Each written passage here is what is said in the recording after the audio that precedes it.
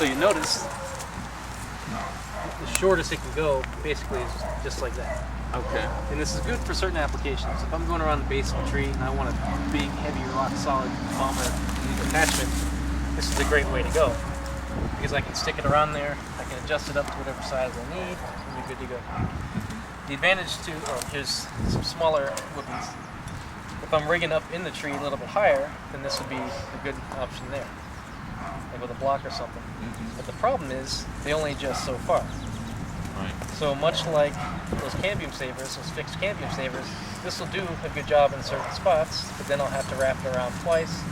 Whereas with the loopy sling, these are considerably more adjustable, and they're actually stronger as well. So it starts out here, I've got it around the tree. You always want to weight it right on the crossover there. So if I'm rigging high up in a tree, that works out nicely, but as I'm working down that tree, you see I can get really, really small. So instead of having 5 pieces of equipment up there and constantly needing to get a different size loopy sling, I can continue to use one size loop. Okay. So when you wrap that around a branch, do you hook through both? Well, you can. If you choke it, it actually technically doubles the strength rating of the rope. But ideally, or typically what you're going to do is you're going to choke it. When you choke it, you want to choke it on the crossover section, and you'll have your block hanging here. Okay. So it's in a girth. But it's still considerably stronger than, I mean, you've got webbing slings as well. We'll get it's arborist duct tape. You can use it for everything under the sun.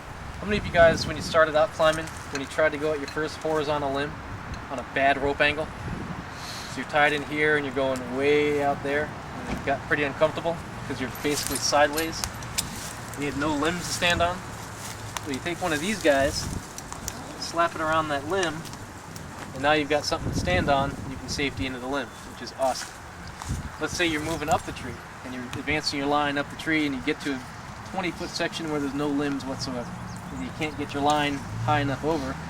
Hook on one of these guys, step up into it, you basically just created a ladder going up the tree. Let's say you've got yourself, you like to climb, instead of with the really ridiculously long lanyard, you like a shorter lanyard. Well, you get to a trunk that obviously you can't get the lanyard around. So with this guy, you can girth hitch it to your side ring, and you now just created a really ridiculously long lanyard. That's just some of the uses for this stuff. You'll use it as false crotches, you'll use it as redirects. One of my favorite uses is you've got a horizontal limb that's about 2 inches over a slate roof, and you have to get this limb out of here.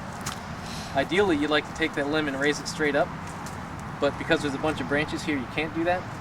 What I like to do is get a high anchor line, tie off the tip, and get another anchor line, tie off the base. You make the cut so the thing just drops down an inch, and then you can lower the base out first, which takes the whole thing straight down, which is a thing of beauty. Well, I'll usually use one of these guys, take a munter hitch on a carabiner, and use that to lower the bottom section. So it's the least expensive, most useful tool you could ever possibly want to take up a tree. I typically will not climb unless I have at least 2 of them with me. And I usually, typically, I'll just keep it right around my shoulder, because then it's really easy access for me to get it right off and use it. A lot of people daisy chain them up or stuff them in sacks and stuff like that. They're super. So this is literally just it's options. It's a whole bunch of options in one stupid little piece. And the purple ones work better than the orange.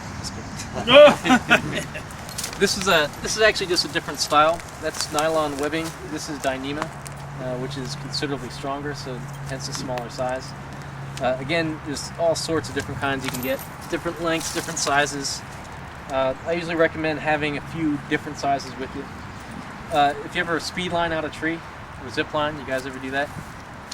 If you get a bunch of smaller slings with just non-locking carabiners on them, thought I had one around here somewhere, you can strap the limb, hook it onto your zip line, and just cut and sail the piece right out.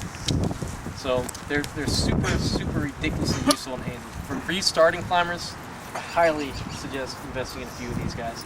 The first time you're horizontal on a limb, and you put this thing on and you step into a foothold, oh man, it'll change your life.